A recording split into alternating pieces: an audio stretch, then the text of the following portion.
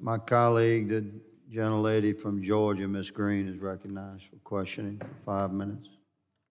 Thank you very much. I have enjoyed learning about the CPB-1 app today. It's a pretty nifty little app. I just wanted to point out that, so if someone is illegally coming into our country, I call it illegally because I feel like a lot of them are in our country illegally, they can go to this app. And all they have to do is download CBP-1.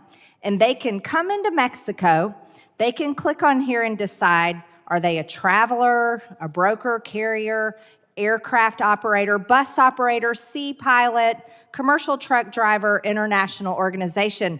It's really interesting, though, the commercial truck driver one doesn't work yet, which I think is a complete failure. When you click on commercial truck driver, it says coming soon. You would think that this app would want to keep track of, imports coming into our country, trucks, agriculture, goods, whatever's bringing into the country. That's a really important fact and figure to keep track of. But if I am an individual and I'm coming into America, I can go on there and I can choose how I want to come in. I'm a pedestrian, so I click pedestrian. Let me tell you how great it is for people that are coming into our country that are not American citizens. They can find a wait time that fits their schedule. All they have to do is go on here and I can pick Calexico East, and I only have a 5-minute wait at a port of entry. And then I can look at this neat little graph that somehow tracks what time of the day is busier or less busy. But again, this app does not track or check trucks, commercial trucks coming into our country. And then here's what's really interesting. I find this very interesting. I can get a scheduled appointment, and it says you must be in central or northern Mexico to accept and schedule an appointment. So if I'm coming from China or Africa or whatever country in the world, I got to get my plane ticket to Mexico and then schedule my appointment so I can come into a port of entry. Now, here's the really interesting part.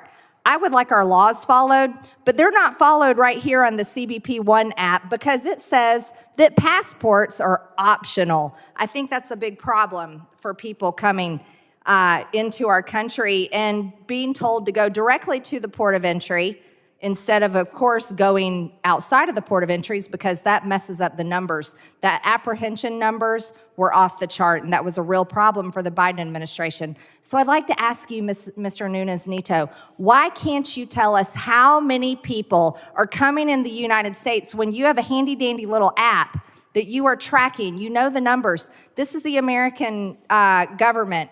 We put a man on the moon. We're able to count. Why can't you tell us how many so-called migrants are coming into our country? So we do update the public and Congress on the number of people who are processed through the CBP-1 application, and I believe my testimony notes that since May 12th, we've been averaging about 1,070 individuals a day using the CBP-1 application, which again, as Chief Huffman noted, is just a scheduling tool that allows individuals who may wish to claim asylum to access the ports of entry as the Immigration and Nationality Act provides. Well, can I ask you a question? This is something else I'm trying to understand now that we have an app to organize the illegal invasion into America so that everyone gets accepted, they have a time to come in, they say that they are seeking asylum, and then the American taxpayer gives them a plane ticket or a bus ticket to any town in the United States. Gosh, the American taxpayers are nice. Right here, it says that you say the reason why people are coming to America today is because of violence, food insecurity, severe poverty, corruption, climate change, and the COVID-19 pandemic.